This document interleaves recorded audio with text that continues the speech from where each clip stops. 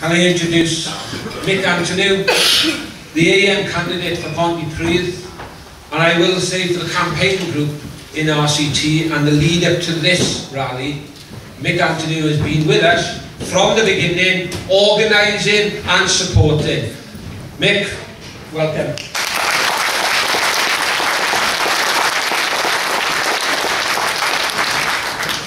Thanks, comrades. It's been a great pleasure and honour to be on this march. And as the speakers have said, this is the first of many marches I think we have to have if we seriously believe that we're going to convince people and show through strength of organisation that there is an alternative and that we can bring down this condemned government. I'm going to be at the march on the 5th. I'm going to be at the march on the 26th. I'm going to bring my kids with me. I hope that all of you yourselves are going to be there, that you're going to bring your family with you. Is everybody here going to be on that march? Yes! We get 1 million people on the streets of London. That will be the start of the campaign. And it's very interesting to note, I know there's a trade union lawyer working very closely with the trade unions, that one of the things the government are looking at very closely at the moment is their concern about the trade unions organising, because already they're talking about legislation which is going to do two things. One is to actually start restricting again further the rights of people to be members of trade unions for trade union recognition in the workplace, part of the government's unburdening business from unnecessary red tape. And secondly, a whole series of restrictions on political funds to actually prevent trade unions from actually engaging in political campaigning. And that's going down a particular road towards a police state that I don't want to see us heading. Remember Egypt. There's also another matter I'm going to take the opportunity to talk about because it is important. And that is the referendum on the 3rd of March. It's not a particularly sexy subject, and it's not been something that has been particularly prominent in debate, but I'm going to tell you why, as a trade unionist, as a socialist, I think it is extremely important and fundamental to what's happening. At the moment, we have an assembly government that is working very closely with the trade union movement, almost in partnership.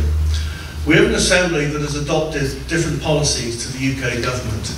We do not have privatisation of the health service, as you have going on in England at the moment, and we will not be going down that particular road.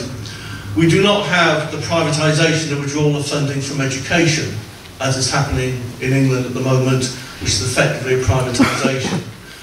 The Assembly decision to actually not increase tuition fees for students and maintain learning grants for students has been a fundamental thorn in the side of the Tory government, because what it has shown is that there is an alternative way of actually doing things, that there is a value to education and there is a value to access to education. The Assembly made it very clear it was not going to go down the road of privatising public forests and woodland and public spaces, as was going to happen, which has now been the subject of one of the first U-turns. The Assembly will not go down the road, for example, of we now hearing a proposal, one of the most horrific proposals I've actually ever heard, and that is to actually privatise the blood donor service, to actually start making profit out of you, me and the others who go every month or whatever it is to give our pint of blood, in the knowledge that that will go to help someone, the idea of making money out of these things. Now, the reason why it's possible to actually adopt these different alternative positions is because the Assembly has certain areas devolved to it. The referendum on the 3rd of March is about allowing the Assembly to pass legislation in those areas. Now that might sound a relatively mundane matter, but politically it is more important than it seems. And the reason it's important is this. Those areas have been devolved to the Assembly, but they are still governed by UK legislation.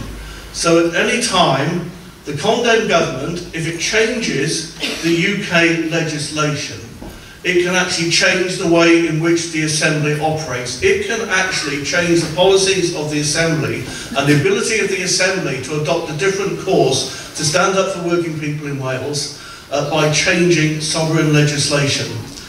So if that referendum doesn't take place, if that referendum isn't successful, then there is every prospect that over the course of the next couple of years, as the Assembly becomes more of a pain in the UK government's backside, that it will seek to actually start restricting what the Assembly can actually do, and that will be a direct attack on democracy within Wales.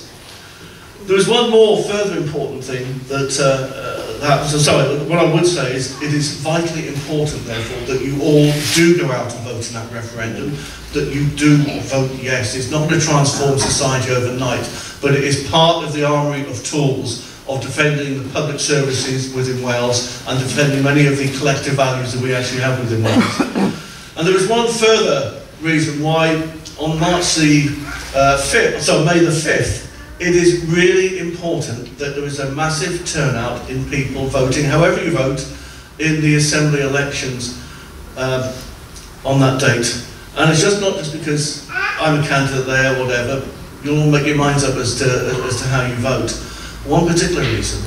The British National Party, the fascists, have been working to get a member of the Welsh Assembly. And through the list system, through the proportional voting system that exists with 1/3 of the seats, if there is a low turnout, there is every prospect that there could be a fascist member of the Welsh Assembly on May the 5th. So it is absolutely fundamental that if we want to keep fascists out of Wales, if we want to have no platform for fascists in any elected body within Wales, that we have to go out, we have to vote, and we have to campaign in a united way against fascism in Wales.